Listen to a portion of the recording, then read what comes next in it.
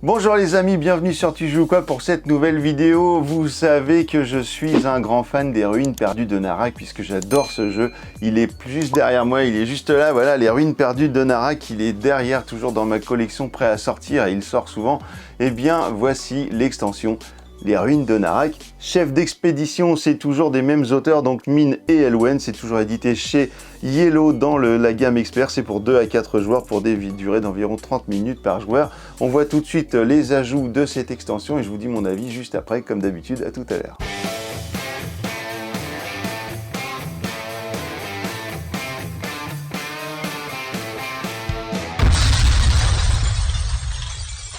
Voici l'ensemble du matériel que vous avez trouvé dans une boîte de Les ruines perdues de Narak, chef d'expédition. Donc dans cette extension, vous allez trouver des nouveaux sites à explorer, donc des sites de niveau 1, vous en aurez 5. Je vous les étale juste ici pour pouvoir bien voir comment sont-ils.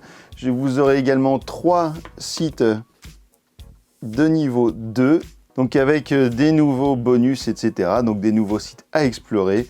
Vous allez avoir, évidemment, puisqu'il y a des nouveaux sites, eh bien, des nouveaux gardiens. Voilà, ils seront au nombre de 5 dans la boîte.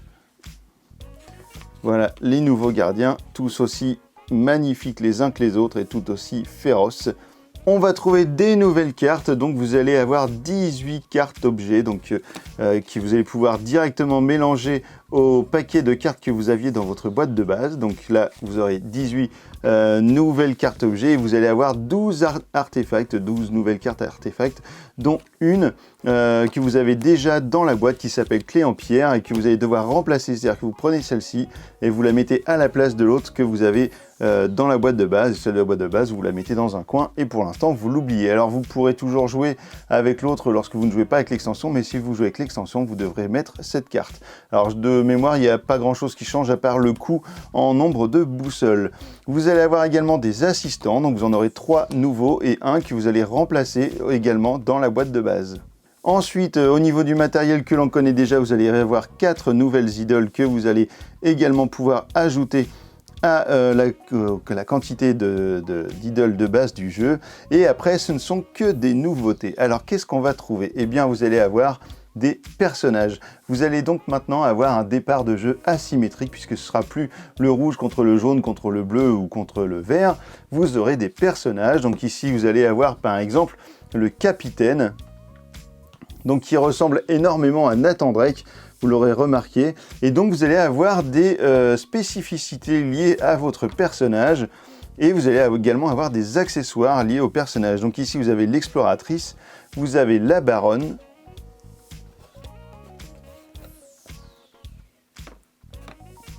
on a ici le professeur, la fauconnière, et enfin, le plus grand des plateaux, c'est le mystique. Donc en gros, ça va du plus facile au plus difficile à jouer, donc avec de plus en plus de choses, d'add-on, etc. Donc vous allez avoir, donc, comme je vous le disais, un départ différent, puisque les decks de cartes vont être différents. Alors c'est pour ça que chaque personnage va avoir un deck qui lui sera propre. Si on regarde ici pour le capitaine, eh bien vous allez prendre comme main de départ les 4 cartes qui sont juste ici du capitaine et vous allez y ajouter 2 peurs comme d'habitude. Donc vous allez avoir 2 peurs plus 4 cartes de base. Donc vous aurez parfois des nouvelles icônes qui seront expliquées dans le livret de règles et vous allez également avoir des accessoires en plus. Donc si on reprend le capitaine, puisqu'on en parle justement de lui, vous voyez ici qu'il y a une tuile personnage, et bien en fait votre objet supplémentaire pour le capitaine sera un 3e explorateur. Donc vous allez pouvoir jouer 3 explorateurs dans la partie, donc ça c'est vraiment cool. Pour ce qui est de l'exploratrice, eh bien vous allez avoir des petits jetons comme ça qui vont vous permettre de déplacer des explorateurs que vous aurez déjà placés. Par contre, vous démarrez avec un seul explorateur lors du début de partie. Pour la fauconnière, eh bien, vous aurez un petit accessoire comme celui-ci que vous allez déplacer au fur et à mesure des tours, je crois, je ne sais plus parce que j'ai pas joué tous les personnages, mais oui c'est ça, au niveau des tours, vous allez pouvoir déplacer votre fauconnière juste ici, votre petit faucon juste ici et obtenir des bonus. Et ainsi de suite, selon les personnages, vous allez avoir différents accessoires, comme par exemple le sac qui est ici, et vous allez récupérer un campement de votre couleur pour permettre de reconnaître qui est le joueur jaune, qui est le joueur bleu, etc. Donc lorsque vous prendrez votre carte de personnage, vous allez prendre, si vous êtes le joueur jaune, cette petite tuile que vous allez placer juste ici, vous mettrez votre explorateur personnage juste ici sur la tuile. Alors au niveau des personnages, il y a également quelque chose de différent, c'est que vous voyez ici qu'il y a un nouvel endroit qui est bleu, ainsi qu'ici les endroits pour poser des idoles, eh bien vous en avez deux normaux, on va dire, et deux bleus. Donc lorsque vous allez passer des idoles que vous aurez récupérées, donc par exemple celle-ci, lorsque vous allez la passer en disant bah, je vais l'utiliser pour faire ces actions-là, eh bien si vous la mettez ici, vous ne pourrez faire que les actions qui sont ici. Par contre, vous pouvez très bien la mettre ici, sur le bleu, et à ce moment-là, vous pourrez soit faire l'action bleue, soit toutes les autres actions. Voilà, c'est comme ça que vous allez jouer au niveau de votre personnage. Donc pour faire l'action bleue, il va falloir mettre des idoles sur les cases bleues. Donc comme je vous le disais, chaque personnage va avoir ses cartes de départ. Ici nous avons celle de l'exploratrice, donc avec un départ qui sera complètement asymétrique puisque vraiment ça va changer toute la notion de début de partie.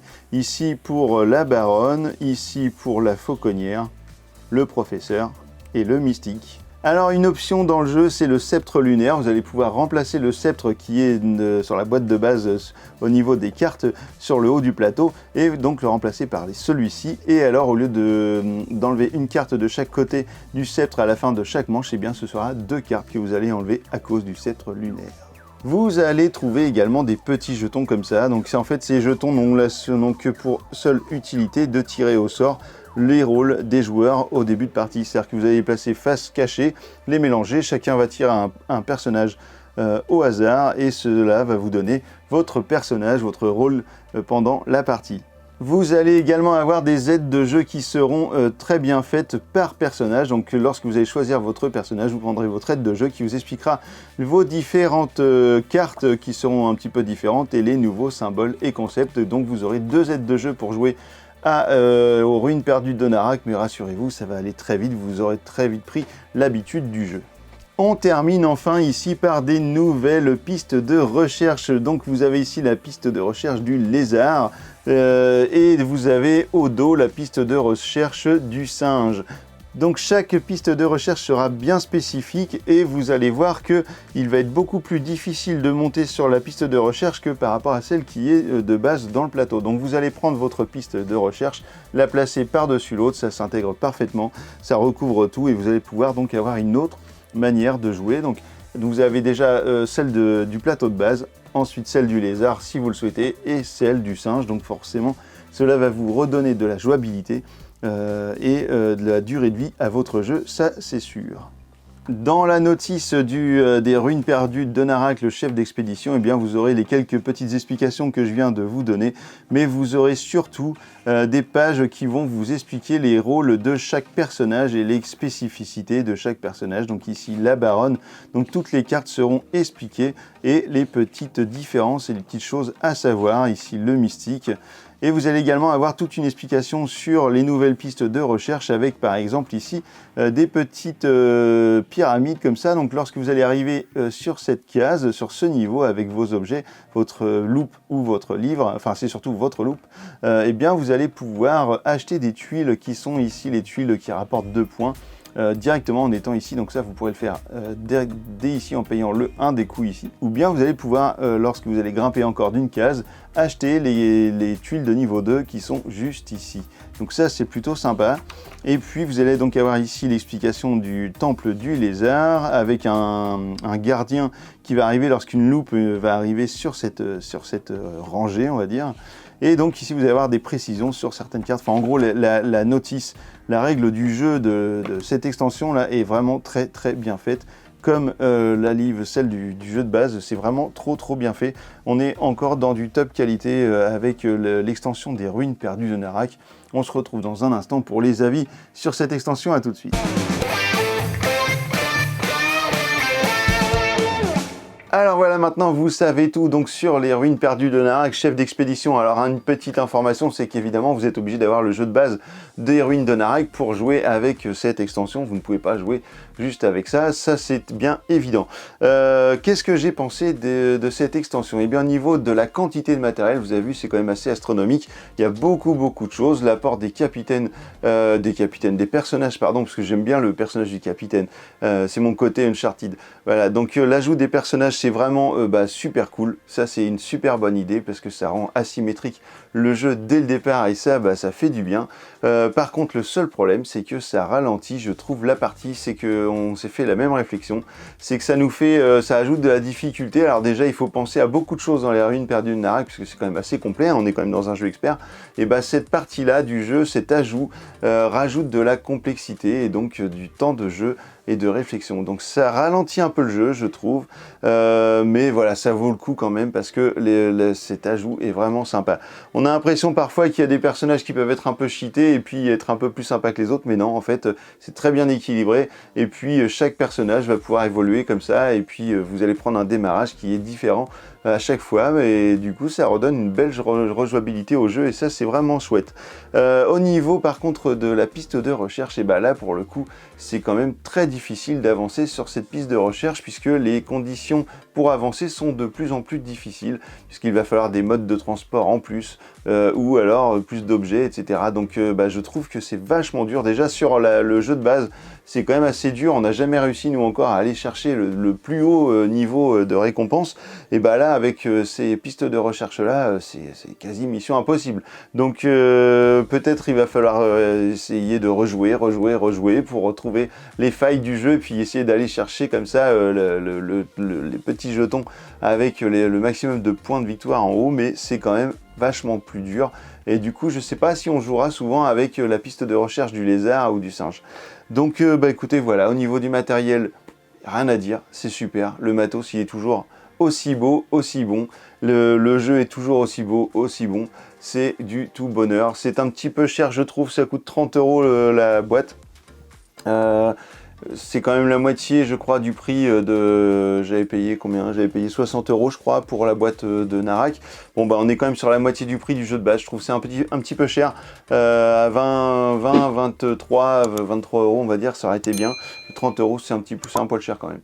Donc, écoutez, voilà. Maintenant que vous savez tout sur les chefs d'expédition des ruines de Narak, alors, tu joues ou quoi?